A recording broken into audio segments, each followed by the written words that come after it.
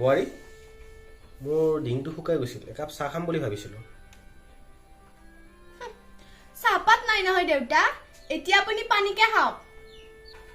ঠিক আছে দিয়া বোৱাৰী নাই যদিনো ক'ৰ পৰা খাম পানীকে খাম দিয়া এতিয়া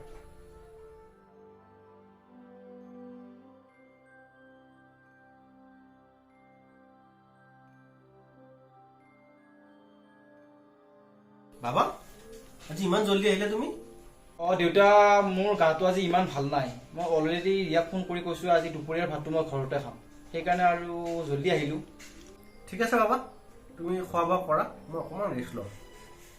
লওক চাহ খাওক মোৰ একেবাৰে চাহ খাব মন নাই মই আজিৰ পৰা চাহ খাব বাদেই দিম ঠিক আছে একো নহয় দিয়া এতিয়া মই ভাত বনাম আপুনি ভাতকে খাই ল'ব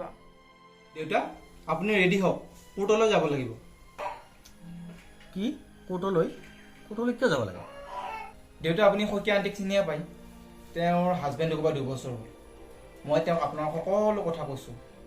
আৰু মই বিচাৰোঁ তেওঁৰ লগত আপোনাৰ বিয়াখন পাতি দিব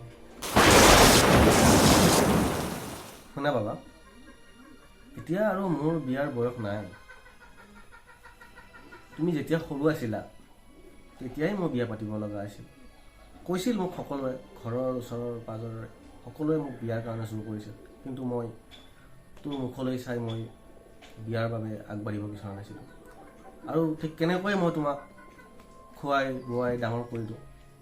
আৰু মই বোৱাৰীজনীৰ পৰা সেইখিনি সুখ বিচাৰিছিলোঁ আৰু সেই মৰ্মে মই সেইখিনি সুখ তাইৰ পৰা পাইছোঁ গতিকে এতিয়া আৰু মোৰ সেইবিলাকৰ বয়স নাই বাবা দেউতা আপুনি বিয়া নাপাতে নাই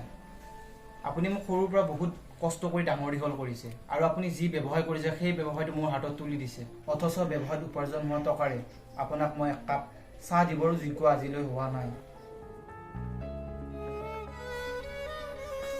বোৱাৰী মোৰ ডিঙটো শুকাই গৈছিল একাপ চাহ খাম বুলি ভাবিছিলোঁ চাহপাত নাই নহয় দেউতা এতিয়া আপুনি পানীকে খাওক